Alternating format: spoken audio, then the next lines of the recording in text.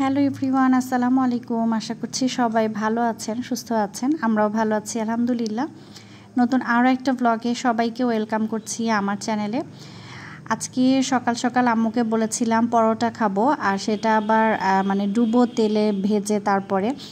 আর এই যে পরোটাগুলো এত মজা হয়েছিল, আর তার সাথে দুধ চা তো লাগবেই। মানে এই চা দিয়ে আর পরোটা খেতে খুব মজা। আর চাটা আমি বানিয়েছি এইদিকে, আর পরোটাগুলো আম্মু বানিয়ে দিয়েছিল, আর তার সাথে পরোটাগুলো আমি ভেজে নিয়েছি। আর এদিকে আমার রাদিয়া বুড়ির কাজ দেখেন, সে মুড়ি নিয়ে বসেছে। তাকে একটা বাটিতে মুড়ি দিলে সে সেই মুড়িগুলো ফ্লোরের মধ্যে ফেলে দিয়ে তারপরে একটা একটা করে তুলে নিয়ে খায়। মানে সব বাচ্চারাই হয়তোবা এই কাজগুলো করে, যতই আমরা মেনটেন করি না কেন বাচ্চাদের কাজ এরকমই হয়। তো আমি এই যে একদম মগ ভর্তি করে চা নিয়েছি, আর তার সাথে 2টা পরোটা নিয়েছি। খুব মজা করে আজকে নাস্তা করলাম, তবে এই নাস্তাটা খেলে একটু গ্যাস্ট্রিকের সমস্যা হয়। তো এদিকে আমি আমার ছোট ভাইয়ের জন্য একটা পুডিং বসাচ্ছি। পুডিংয়ের যে বাটিটা, বক্সটা খুঁজেই পাচ্ছিলাম না। পরে গিয়ে আমি কেকের যে একটা ছোট্ট মোল্ড আছে 6 ইঞ্চির, সেই মোল্ডটার মধ্যে পুডিংটা বসিয়েছি। আর আমার ছোট ভাইয়ের সাথে আমার এই যে রাদিয়া বুড়ির অনেক ভালো একটা বন্ডিং। সে তার মামাকে ভীষণ পছন্দ করে, ভীষণ ভালোবাসে। মানে সে মামাকে দেখলেই হয়েছে, তার আকার ইঙ্গিতে বোঝা যায় যে সে তার মামাকে খুব পছন্দ করে।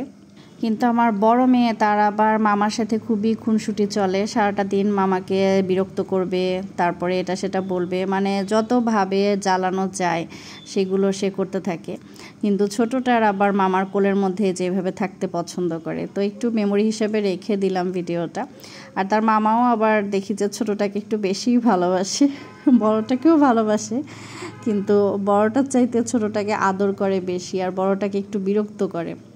তো যাই হোক, আজকের ব্লগটা যদি ভালো লাগে আর আমার চ্যানেলে নতুন হয়ে থাকেন তাহলে অবশ্যই চ্যানেলটিকে সাবস্ক্রাইব করবেন, আর নিয়মিত ভিডিও নোটিফিকেশান পাওয়ার জন্য পাশে থাকা ছোট্ট বেলটাকে বাজিয়ে রাখবেন। এতে করে ভিডিও দেওয়া মাত্র আপনাদের কাছে নোটিফিকেশান পৌঁছে যাবে।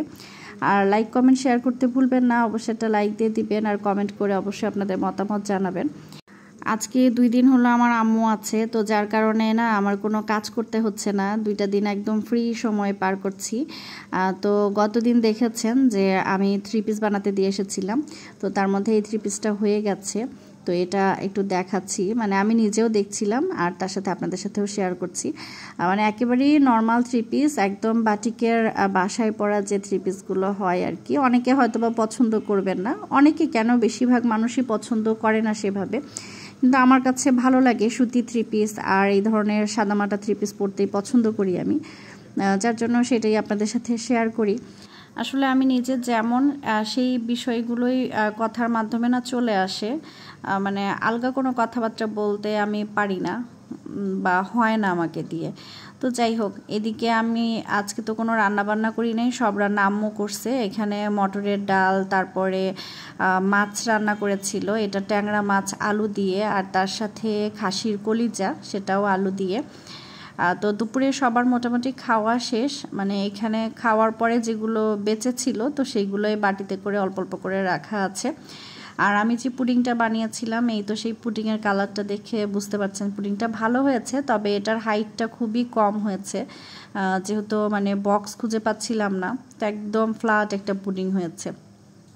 তো এরপরে দুপুরে খাওয়া দাওয়া শেষ আমাদের, আর বিকালের দিকে আমরা একটু বের হয়েছিলাম, আমি আম্মুকে সাথে নিয়ে। আর এই যে রাদিয়া বুড়িকে নিয়ে যাচ্ছি, আর রুমাইসা ওর বাবার কাছে থাকবে। প্রথমে আমরা একটু মার্কেটে যাব, আমাদের টুকিটাকি কিছু কেনাকাটা আছে, সেগুলো একটু করব। আর তারপরে দেখা যাক কোথায় কোথায় যাওয়া যায়। তো আমাদের মার্কেটে কেনাকাটা শেষ হলো, শেষ হওয়ার পরে এই যে আমরা রওনা দিয়েছি, এখন আমরা আরেক দিকে যাচ্ছি।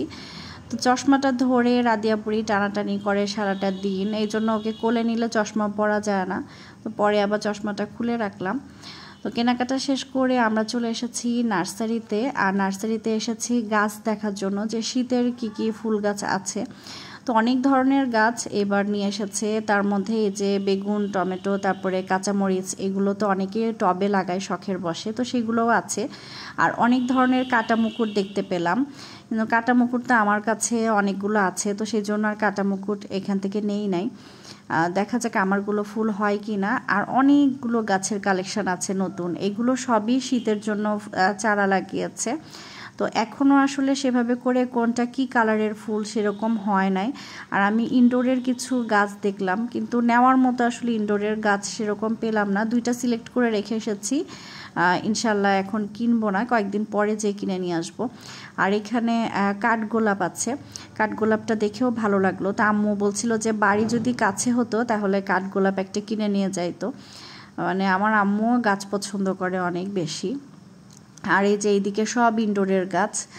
তো এই নার্সারিটা কিন্তু নাটোরে মানে ভালোভাবেই সবাই চিনে, যেহেতু একদম রাস্তার পাশে মেইন রোডের সাথে, তো কম বেশি সবাই এখানে যায়। আর এই যে লাকি ব্যাম্বু, এগুলো সেটিংগুলো দেখেও কিন্তু ভালো লাগে। মানে দেখা যায় যে গাছ দেখলে না মাথা খারাপ হয়ে যায়। তবে এখনও যেহেতু শীতের ফুল নেই, তো সেই কারণে না ওই ফুলের দিকটাতে অতটা বেশি আকর্ষণ কাজ করছিল না। আর আমার মাথাতেই ছিল আমি একটু ইনডোরের গাছ দেখব, তো সেই জন্য এই দিকটাতেই ঘুরছিলাম। তো দেখা যাক, এরপরে যখন কিনবো আপনাদের সাথে শেয়ার করব। আর অনেক রকমের কাটামুকুট এই যে এখনই মানে ফুল ফোটার যে সময় সেটা চলে এসেছে, এখনই কাটামুকুট ফুটবে অনেক। তো তারপরে এই যে আমরা বাসার উদ্দেশ্যে রওনা দিয়েছি, এখন বাসায় চলে যাচ্ছি। আর আমার আম্মু গতদিন দেখেছেন একটা জবা গাছ কিনেছে, তো এখানেও দেখছিলাম যে জবা আছে কিনা, নতুন অন্য কোনো জবা, তো সেরকম দেখি নাই আর কি। তো আমার রাদিয়া বুড়িকে দেখেন, সে এত শান্তশিষ্টভাবে আমার কোলে বসে আছে। আর এই যে আমি তার আস্তে আস্তে করে মাথা নাড়ছিলাম, সে ভীষণ আনন্দ পায়, মানে একদম চুপচাপ হয়ে থাকে, একটুও বিরক্ত করে না বাইরে গেলে। তো বাসায় এসে দেখি আমার বাসার অবস্থা একদম এত খারাপ, মানে জায়গার জিনিস তো জায়গায় নাই, পুরো বাসার সব কিছু ছড়িয়ে ছিটিয়ে কী অবস্থা।